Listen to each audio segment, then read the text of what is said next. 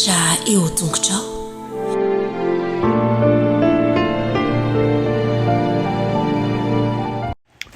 Fahameramatsika tsirairay avy tratra izao hafandraisana ny lesona ho an'ny lehibe izao mity alady ity amirarosoanao sady ety am-piandohana mba hitombo fahalalana ary ahatonga anao androso bebe kokoa amin'ny fanarahana ny tompony ny fianarana ny ten'Andriamanitra eto. Alohan'ny indrindrantsika ny amin'ny lesona anio dia hivavaka Tompo Andriamanitra io misaotra anao manokana izay manasanay hianatra ny teninao. Misaotra anao ihany koa izay mitaona anay manjakare fandinika ny fahamarinanao dia mitondra mbavaka manokana ho an'ny mpanomponao izay mihaino eto izao dia mba hijerenao azy manokana aokany ny fahamarinanao hanafaka azy amin'ny zavatra rehetra ka tonga azy volon'ny fanantenana aminaran'i Jesosy. Amen. Lohateny lesonantsika androany dia manao hoe famantarana asa fahagagana.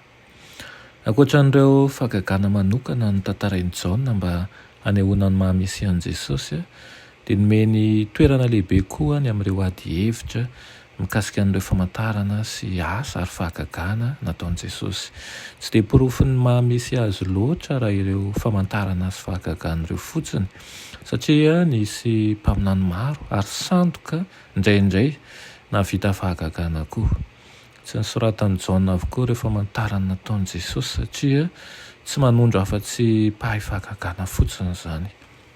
Manana toetra manokana kosa ireo famantarana nofidian'i Jaona ho soratana satria manondra an'i Jesosy ho Mesia izany ary ihany koa manambara fa avy amin'Andriamanitra iray tokoa izy. Asaiko ianao hamaky ny Jaona 5 izay amin'ireo andinin'ireo dia misy manoritsoritra ny fifandraisana misy eo amin'i Jesosy sy Andriamanitra iray. Mampiasa famantarana Jesosy mba hanehoany ny fiarahany miasa akaiky amin'ny iray ihany izy ireo. Hoy izy manao hoe ny iray no ato amiko ary izaho ao amin'iray. Izany no nasehon'ny asany. Ny hanao ny asan'ilay naneraka azy no nahatongavan'i Jesosy mba ho hitany izao tontolo izao ireo asa ireo, izany hoe tonga izy mba hanao ny asa nanray azy ataony ary ny asa nataony dia nanamarina sy nanambara mazava fa avy amin'iray tokoa izy.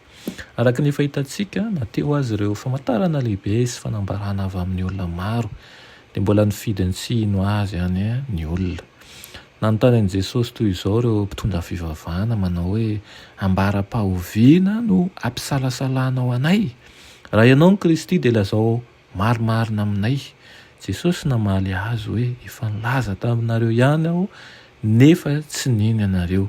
Ny asa izay ataoko amin'ny anaran'ny raiko no manambara. Raha nilaza mahitsy sy mivantana Jesosy fa izy Mesia dia ho nitady an'izao zavatra rehetra izao ireo mpitondra fivavahana izay hanoherana azy ka ho nitambatra namely azy mihitsy azy. Fantatr' Jesosy izany koa ny asany no nanehoany azy. Raha toa ka nilaza Jesosy fa izy ny Kristy dia ho mora foana tamin'izy ireo ny nandahan'izany. Fa raha ny famantarana sy ny asa ary ny fahagagana kosa ataony ahoana moa ny fandahan'izany? Fanambarana mahery vaika ireo milaza ny maha izy azy ary ihany koa ny aviany. Fanontaniana mipetraka dia isika izay mamaky azy ireny satria manana tanjona manokana ny antony nanoratan'i Jaona. Mova isika tena matoky sy mino tokoa fa izy ny Kristy zanak'Andriamanitra sady tahaka n'ireny famakiana tantara izay mahafinaritra ireny ihany ny famakiantsika azy. Ny riko dia ahakasika anao ny fahagagana sy ny famantarana omen'i Jesosy ka hahatonga anao hanaiky ho izy no tompo sy mpamonjy anao. Amen. Irainay tsara indrindra mbola misaotra anao izay ny amin'izany tenao izany. Irinay tokoa izay mba ovaova isanandro hatsapahanay fa lehibe tokoa ny fanambaranao ary indrindra dia ho tsapanay ihany koa fa noho ny aminay no nahatongavanao.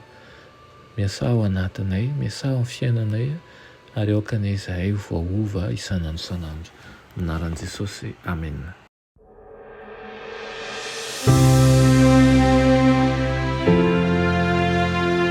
Mianatra eo an-tongotry Jesosy isanandro.